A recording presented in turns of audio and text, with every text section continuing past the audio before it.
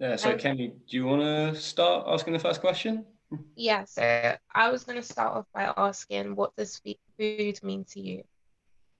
Sorry, this sounds a little bad on Oh, your line. sorry. Kenny. I said I was going to start off by asking, what does food mean to you? What does food mean for us? Well, food, and I mean, I would extend that to coffee and drinks as well. For us, is like a vehicle for what we do in terms of trying to bring a community together. So, it, I guess in essence, it could be anything that we use as that vehicle.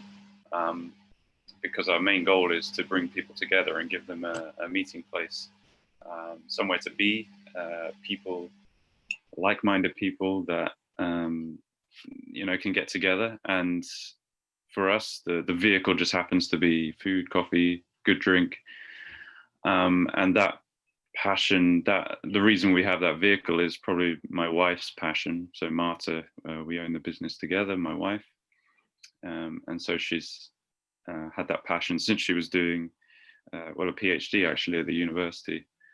She would bake in the evenings when she used to come home. After a long day in the PhD office, she would come home, bake as a way to relax and unwind, and really enjoyed that. And in time, that kind of became something she got known for amongst her friends and family. And a few years later, here we are with the cafe. But yeah, so I'd say food, to answer your question, is the vehicle for us to engage in a community and build a community around that. Oh, that's really interesting. So do you and your wife bake together at home still now that you have the business? No. Or you... No. One of those things that when it becomes work, it's not something you really are inclined to do at home. Or, I mean, to be honest, we don't really have the time to. So I don't think we've ever really baked at home, actually, even before the business. So she was the one that baked. I was the one that tasted. That worked. But yeah, in the early days of the business, when we first opened, I was still working at Rolls-Royce full time, and we would open at 8:30. I would go in with her at 7 o'clock in the morning, and we would prepare all the things that we needed for that day. We set up a little differently now that we have somebody that just does that all day. But back in the early days, it was me and Marta would go in early and do that before we opened, and then I would go off to Rolls-Royce, and she would stay in the cafe and run that. So, yeah, that's about the most that we would bake together is because of work. Oh. So when it comes to baking, have you got a favorite baked good? Has to be our cookies, right? I don't know if you guys have been along, but yeah, we're probably most well known for our cookies. Up until this year, we had one variety that we, sold a lot of, but this year we've expanded that mainly through Cookie Club, which is a subscription box that we now ship out since March this year. Nicely timed just before the pandemic, which has been useful for us during lockdown, the first lockdown. So, excuse me, through Cookie Club, we've developed more flavors, and yeah, it's like more than 50% of what we sell now is cookies. So, it's my favorite product. It's the one product that before we opened Bom Bom back in 2016, we were developing lots of different things to go out. And when Marta gave me this cookie to try for the first time, I was like, wow, this is, don't change this at all. This is going to sell a lot of cookies and people are going to love this. So I kind of knew right from day one that it was going to be the thing we got known for. And it's turned out to be. So yeah, cookies. Yeah, because now you have your subscription. So when it comes to the virus, how has that actually made an impact on your business? So going back to March, can't remember the exact dates around it, but we decided to close before the lockdown was announced, probably like 4 or 5 days before. So it was getting to a stage where Boris was saying, you know, don't go out and meet with other people. He hadn't kind of announced the lockdown, but at that point we were like, well, we're a cafe that's encouraging people to meet together, and that's kind of what we're all about. So at that point we kind of said, let's just close. It's going to head that way anyway, surely. So let's close. And that was on March the 17th. And so from that point, we had a bit of a frantic week. The first week trying to sell like the stock that we had baked already over the next couple of days.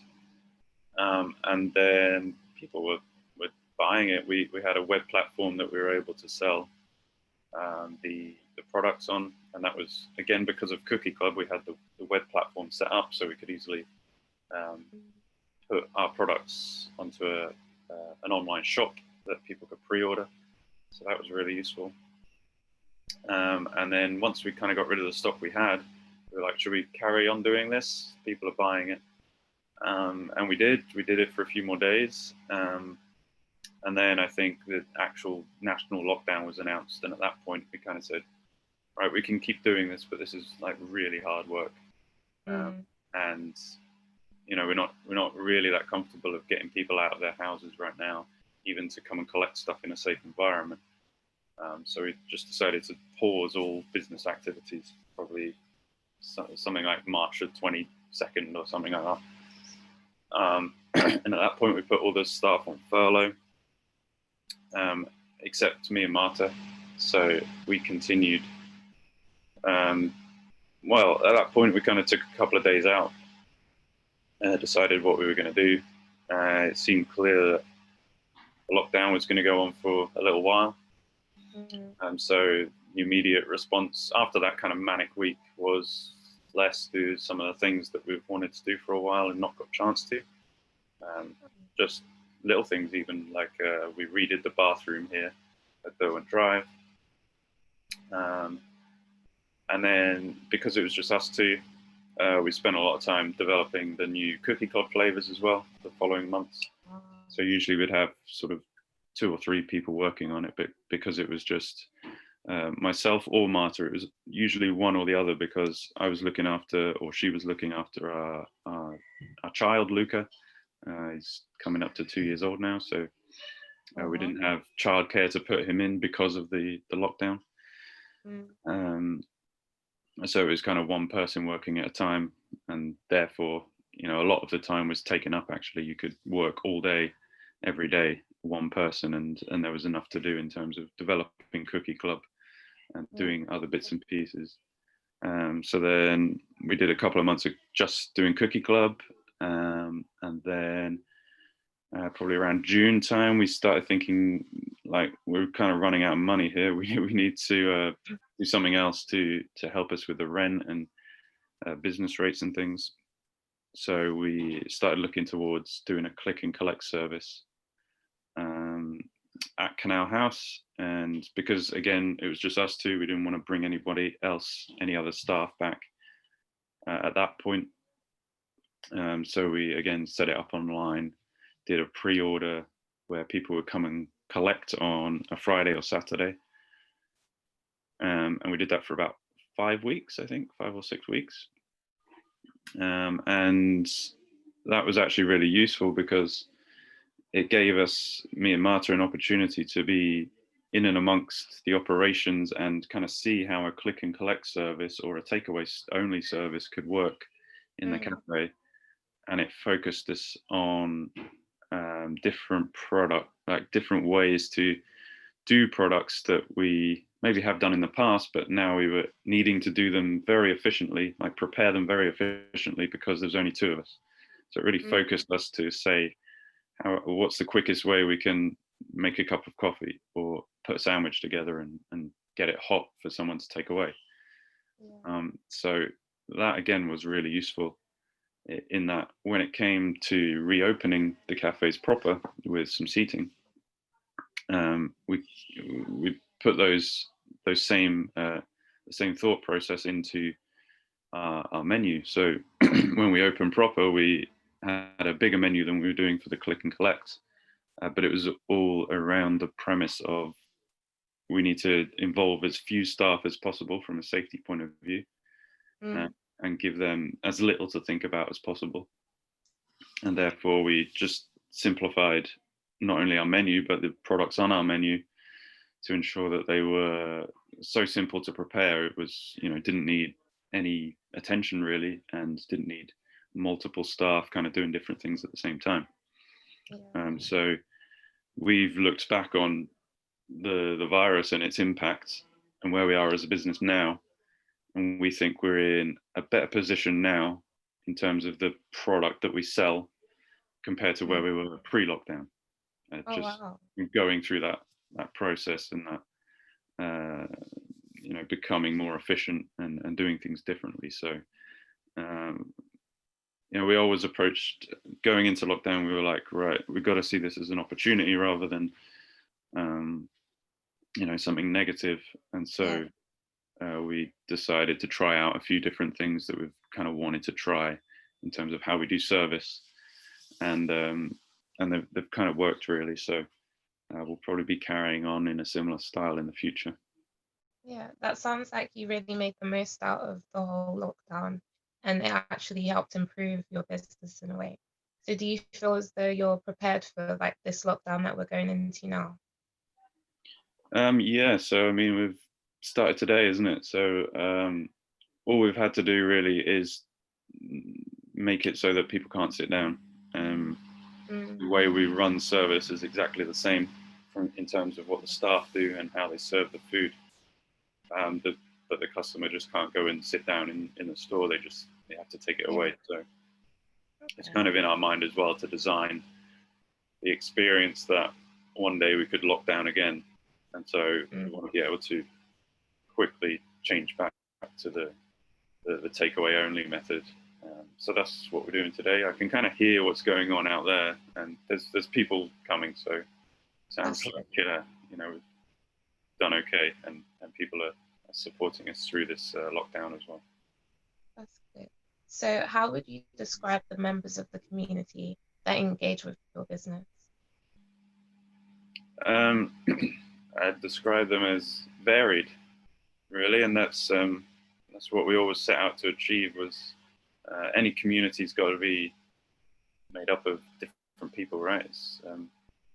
You can group around one kind of concept or one idea, but ultimately you're going to have lots of different characters and usually lots of different life situations as well. So for us, we're very popular with students, but we never set out to say like we're going to target students. We want it only to appeal to students.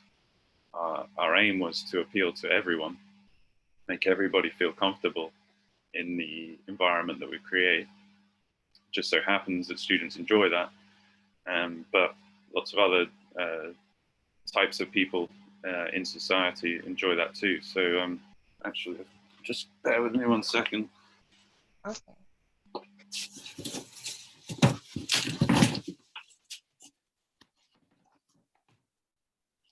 So a great example, I think, kind of illustrates this is our takeaway cup, right? So when we got our takeaway cup designed, we were clear that we wanted to kind of show all aspects of the community that we serve. So like you got students, you got mums and dads coming with their kids, you got elderly people and toddlers and young children as well. So part of doing this was, one of the fun bits was that we could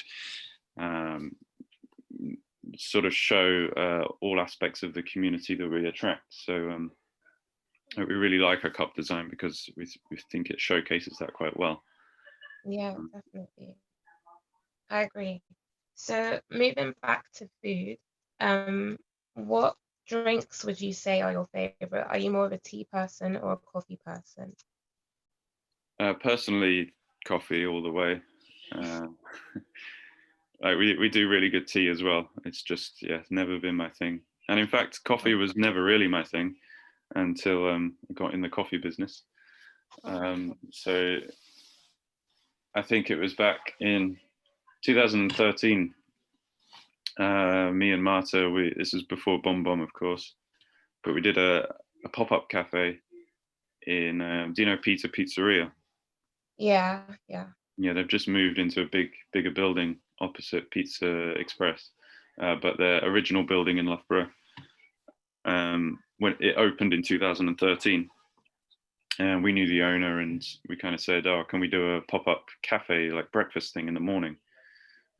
So we ended up doing that for about 6 months. So that was kind of the, I guess, the, what do you call, the seed of Bom Bom, if you like. It Mm, had a similar kind of vibe. But when we did that, we had some experience of specialty coffee, which still wasn't a very big thing in 2013. So we used to, go to trips to London and taste really good coffee. And we realized that when you go into Loughborough, you just don't find that at all. yeah. Well, definitely back then, barely back, even now, in fact. So one of our aims when we did this morning pop-up was to introduce Loughborough to specialty coffee. So we did a lot of research around it and got to know about the process, and that gave us more of a passion for coffee, I guess, than tea. Makes sense. So when you usually eat, do you usually have a drink on the side, or can you go with having a meal without a drink? Me personally, I tend to always have a coffee. Yeah. Or If it's in the afternoon, I'll go for a decaf or maybe a soft drink or something. But yeah, it's usually a coffee for me. okay. Okay, so in terms of cooking rather than like baking, have you got a favorite thing that you like to cook?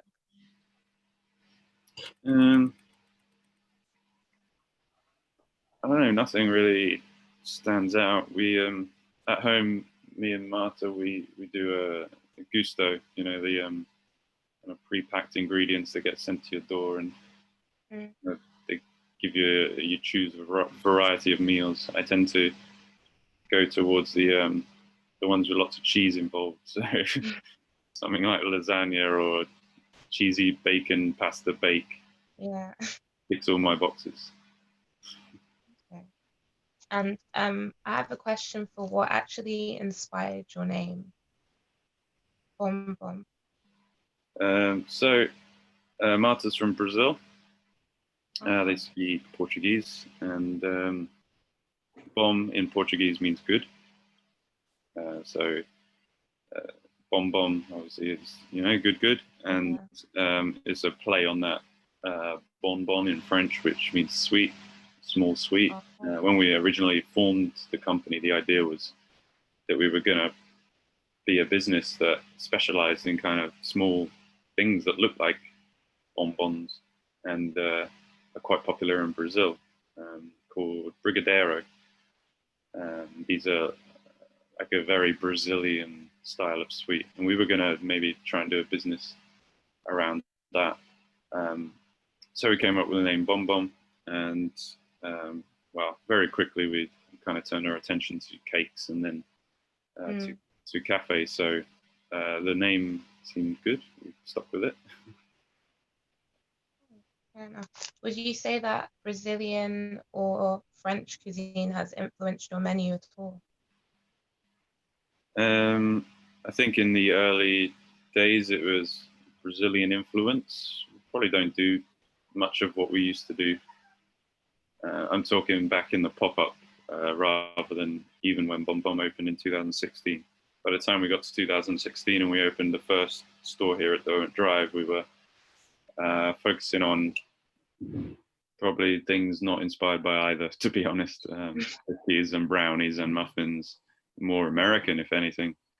Um, but that's where we felt, people would be familiar with those kind of products, and it would give us the best chance of growing an audience. Because we were in well, you probably know where Derwent Drive is. It's on a row of shops in the middle of a housing estate. It's not like a natural place for people to go. So our Mm, first focus when we opened was trying to just get people through the door, really, and start to build a reputation. So we decided to focus on more mainstream things, I guess you would call them, that probably originate in America, I would say. Okay. And are you personally originally from Loughborough? No, I'm not. I came to university, so I'm from Suffolk, play at a town called Lowestoft on the east coast. People don't usually know where that is, and nothing really happens in Suffolk. So most people, if they, have ambitions of going into like any sort of engineering, finance career or anything like that, will go elsewhere for university. So I came to Loughborough, did a materials engineering degree, and then did a PhD, and then stayed in the area because I went to work for Rolls-Royce, who are based in Derby, just up the road. And in somewhere amongst that, I met Marta, who was here in Loughborough as well. So it was natural for us to kind of stay in Loughborough together. Yeah, makes sense. Okay, so the last question from me before I hand it over to Josh is, what qualities do you think are necessary for your line of work? You mean for me as an individual? Well, just working at Bom Bom in a cafe, what type of qualities do you think are necessary for someone to work there? Okay. So personable, somebody who can comfortably have a conversation with a complete stranger. Usually they don't stay strangers for long, and that's the idea, right? That we have conversations with people and they quickly become known and then hopefully become friends. But it's having confidence to have that initial conversation and engaging with someone. Ultimately, people who work here are the ones building the community in a sense. It doesn't really work if we don't talk to the people that come through the door and just take their orders. But of course, that's very important as well, that somebody, a member of staff, has to be able to work efficiently, be able to do 2 or 3 things at the same time, taking orders, putting things on the till, directing staff behind the counter to say, get this cappuccino on the go, checking stock, making sure we've got enough cookies baked. So as management, we try and make that process as autonomous as possible. But of course, the people running the process need to be able to be capable of operating it and doing all the things necessary. So there's some sort of multitasking skill that's good. They have to have a passion for coffee and food and all things nice. It's important for us that the people making like coffee, for example, care about whether it's good or not so good. We have quite strict quality control measures on our coffee making. So if somebody's not that interested in coffee and how it tastes, and they might become a bit lax on making sure that they're making coffee to the correct process, is our view. So if they care about it, they'll care about how it comes out and how it's served to the customer. So that's important as well. And ultimately, friendliness, all that good stuff is important as well. They need to get on with each other, the staff as well as the public. So being able to work in a team is very important as well. I agree. All right, so I'm going to hand you over to Josh to ask you some more questions. Hi, Josh.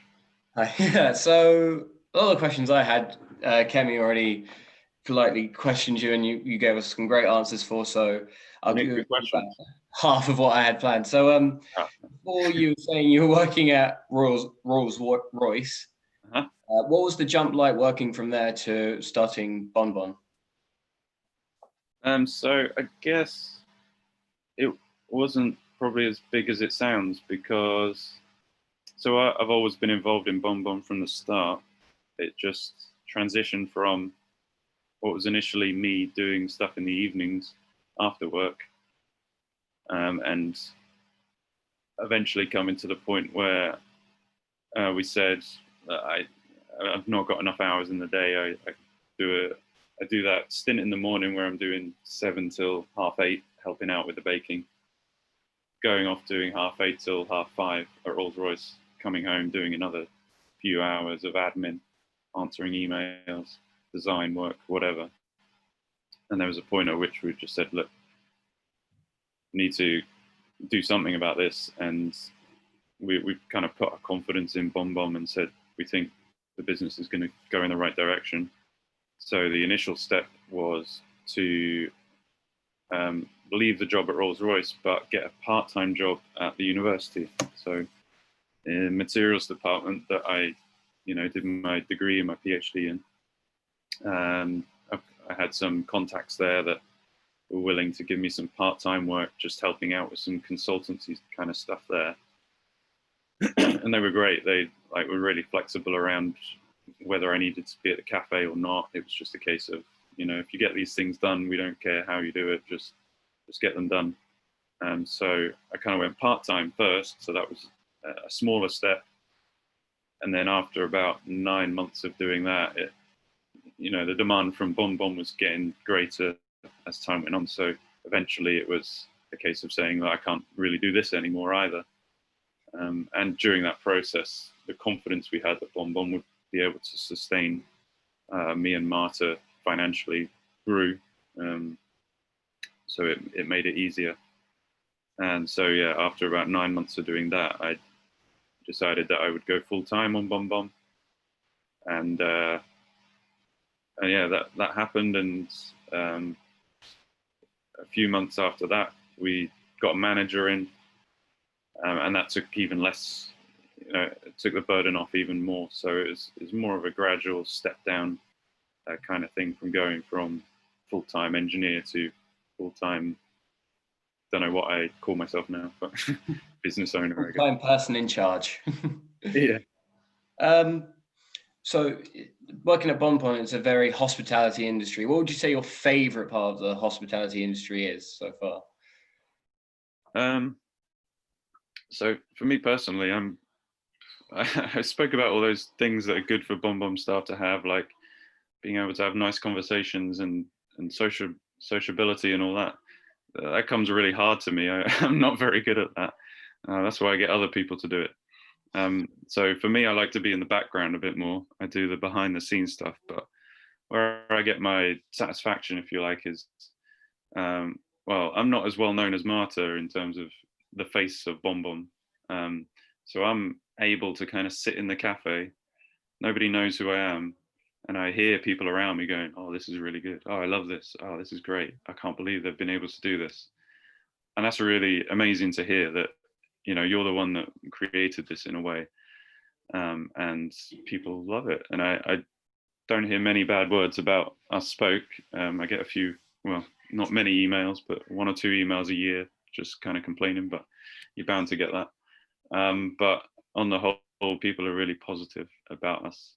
And yeah, what was the question again? Sorry, I've gone off on one. The hospitality industry, your favorite part of it? Yeah, okay. So for me, being in hospitality is seeing people come and experience something you've created and just enjoying it. For me, that's where I get my satisfaction, and yeah, it's my favorite part. Would you say you get a lot of returning customers? Like once they come to Bon Bon, you tend to notice they come repeatedly for your product and or service? Yeah, certainly. Yeah, I think that's how we keep going, really, is to bring people back. There's only so many people in Loughborough, and in this neighbourhood, particularly here at Derwent Drive, that you won't last very long if you have to keep finding new customers all the time. You'll quickly run out. So yeah, it's definitely important to be able to retain customers and keep them coming back for more every time. And one of the ways we try to do that is, well, not only create this kind of hospitable community-based environment, but also trying to give them new things to try each time. So trying to vary the sweet things that we offer, posting those on Instagram, using social media effectively. as a way to entice people back. So I think that works fairly well. Can we actually ask a question on the back of that, just to be cheeky, Josh? Sorry, it's just because I'm really interested.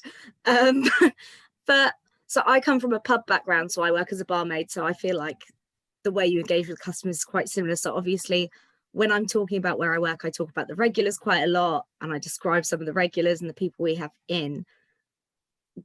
If you're happy to, or if you're comfortable, is there any like regulars that stand out that would remain anonymous that you'd tell us about?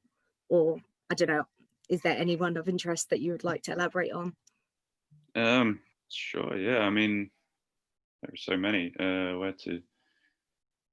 Yeah, there's nobody like spectacular I need to tell you about, but yeah, I can talk about any of the regulars. So there's a couple who come in, and one of the guys is like, I find this interesting, but he had an interview with Jeff Bezos, you know, the Amazon CEO, and so he's going for a job there that was he would be his line manager, and so he's coming into our cafe and talking about, I've had the interview recently, I don't know how it's gone, there's this other guy, and I think he's going to get it. You know, so we have conversations like this about people who have had an interview by the richest person in the world, which just kind of blows your mind. And then we get loads of athletes in. So you got people who have won gold medals coming through as well. We had, if you're into football at all, we had a guy called Lucio who played for the Brazilian national team, won the World Cup in 2002. Just came in because his daughter goes to the university and he was visiting, and this was the closest cafe to him. So, you know, for a cafe right in the middle of a little housing estate, we get surprised quite regularly by kind of people we get through the door. And it doesn't, I mean, I've just described a few famous people there, but as well, it's the people you see every day. Like there's a guy who comes every Saturday for a waffle, always gets the same waffle, always the same drink, comes in, barely have to, you know, you don't take his order, you just say, hi, how you doing, take a seat, and you bring over his waffle and his Americano, and yeah, he reads the newspaper there, and 10 minutes later he's gone. But you know, that's a lovely thing to be able to provide for someone. It's just that that something, a part of their routine that, you know, if you weren't there anymore, they'd really miss it. So yeah, we get so many people we know by first name, we know their dogs, we know their kids. Like, yeah, it's really great. And so you probably are very familiar with that, being from a pub background, that you just get to know about them. And one of the things we encourage in our staff is not only to have those conversations like, hi, how are you? Because people just say, yeah, I'm fine. How are you? You actually have proper conversations like, what do you do? What's your job? Where do you live around here? Get to know about them, actually personally know them as if you were meeting them at a social event.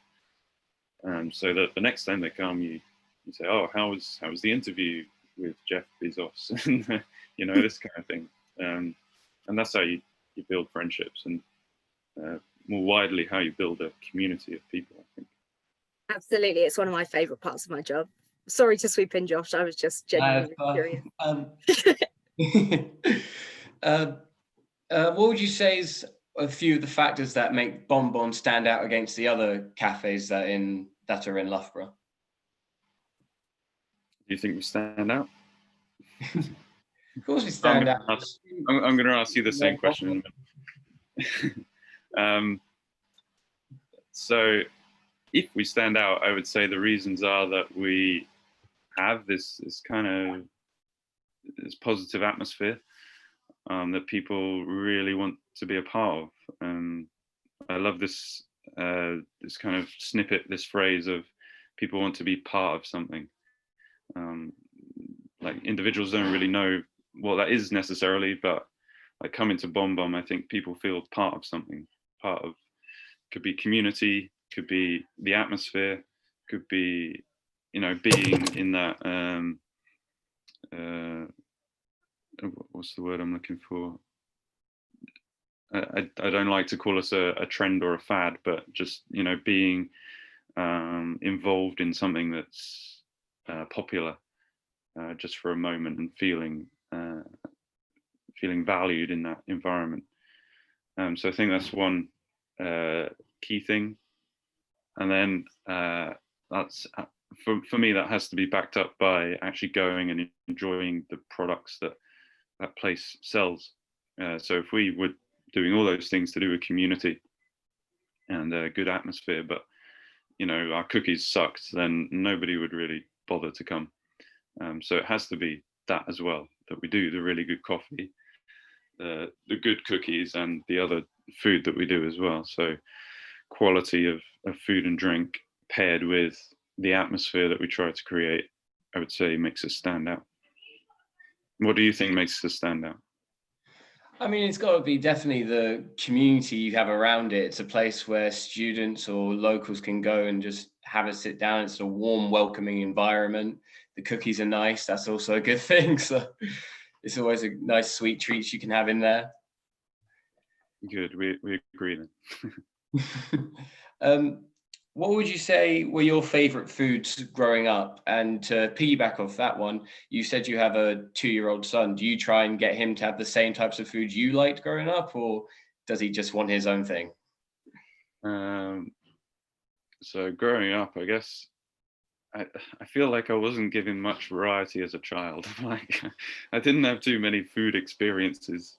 Yeah, my parents, they weren't very well off, so I tended to have just like mashed potato and beans for dinner every night. From what that's my memory anyway. So that was nice. My favorite meal growing up was cheesy mashed potato with sausages and beans. There you go. So very sophisticated. And then I always had a sweet tooth, so yeah, I would love chocolate. Dairy milk is my preferred brand. And yeah, since opening a cafe, I've tended towards more baked goods, and so yeah, the cookies for me are my favorite now. With my son, is obviously he's got a sweet tooth as well, it seems. So he gets that from me because Marta doesn't really have much of a sweet tooth. And is obviously he wants just cookies all the time. He sees them and wants them. So it's quite difficult to keep him away from them actually. So we do our best, but yeah, he does. He likes the cookies. But I haven't tried to get him onto cheesy mashed potato and sausages yet. So. Yeah, there's still time. There's still not quite the same experience. And that's what you'll be giving him every day till he likes it. Right. I will try. And I'd say for my final question is just asking, where do you see Bom Bom going in the future? Obviously, with the setbacks of this year, the goals you would have wanted to achieve, you'd have to push for maybe next year. But where do you see the business growing in the future? So if you'd have asked me pre-lockdown, I would have said opening more stores, and that was our plan. But yeah, since lockdown, we've kind of had to sidestep and remodel the business to some extent. We're still in quite a good position if we wanted to open new locations. It's not out of the question. But we've gained a lot of experience on mail order stuff. So we think our next move might be something else, mail order, maybe next year. And then we're kind of, at the moment, everything's so uncertain, we're just not really making any big decision on which direction we're going. Any kind of government policy could affect the decision. Any new outbreak of the virus could upset things. So, I mean, we could say, yeah, let's open new stores next year. It's going to be a good opportunity because there'll be loads of businesses, unfortunately, that have had to close. And so there's lots of property available. But at the same time, it needs to come with like government policy of reduced business rates and these kind of things. So it's not going to be straightforward. But I guess the safer things at the moment are the fact that we know we can ship stuff by post, and we'll be able to do that next year, whether there's coronavirus or not. So at the moment, that seems a safer direction to travel, but for me, perhaps not quite as interesting as opening new locations. So yeah, we'll see. I think that's all the questions I have. Does anyone else have any more questions? Or yeah, I was just gonna come back in and ask 2 more questions. So one of them was just, would you say you're more of a savory type of person, or do you prefer sweets? Yeah, so like I said, sweet tooth for me personally. Yeah, I much more a sweet kind of person than savory. So yeah, I guess I'm in the right business. And then I was the actually last... just Oh, sorry, sorry, go ahead. Kemi.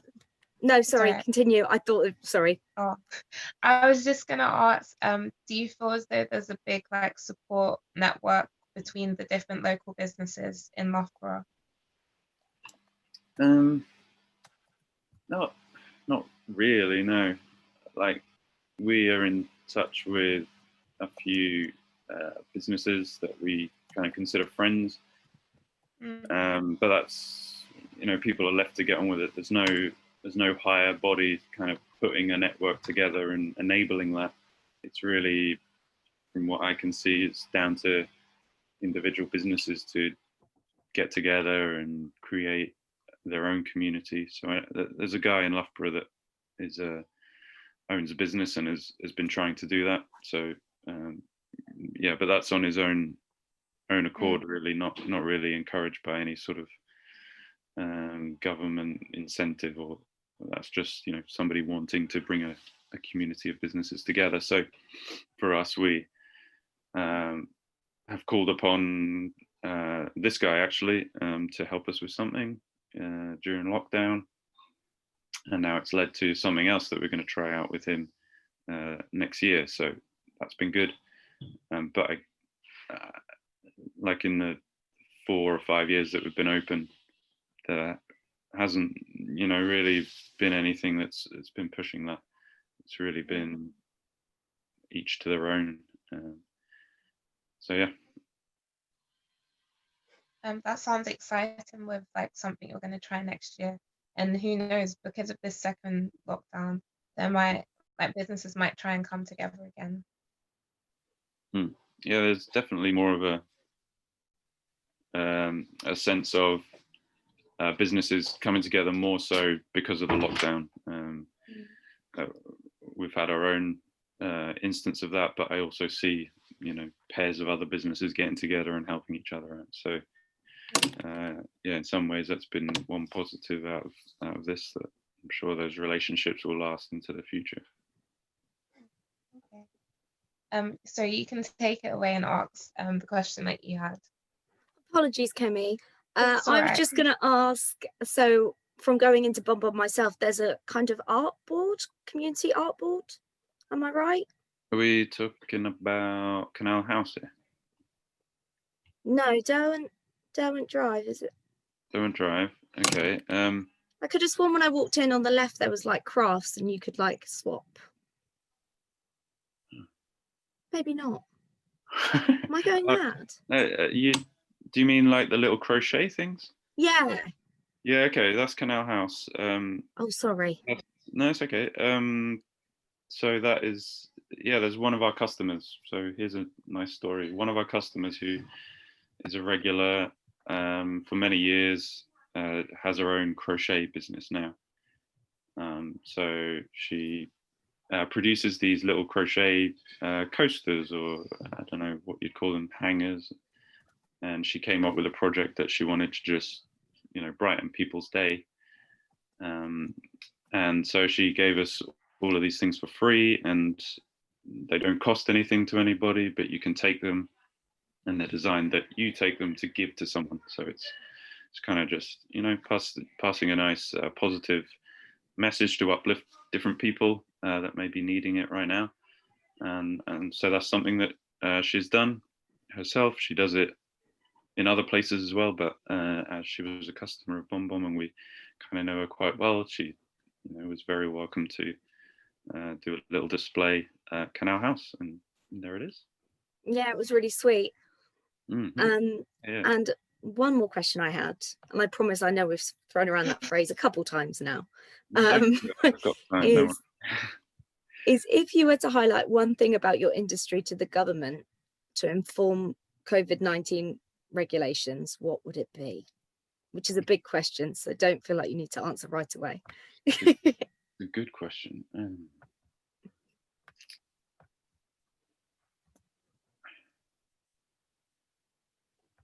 I guess the challenge for us has been, the challenge I see amongst businesses similar to us is that we take cafes, for example. We're all cafes, but the circumstances around each individual cafe are quite varied. So you might have one cafe that is fairly tight and small, and obviously social distancing measures in those type of cafes is just, well, it's very difficult to have seating with 2 meter spacing. So those kind of businesses on those type of premises have just had to close or maybe stay open for takeaway. For us, we've got a little bit more space at Derwent Drive, but lots more space at Canal House. So even in our business, we have 2 situations. And so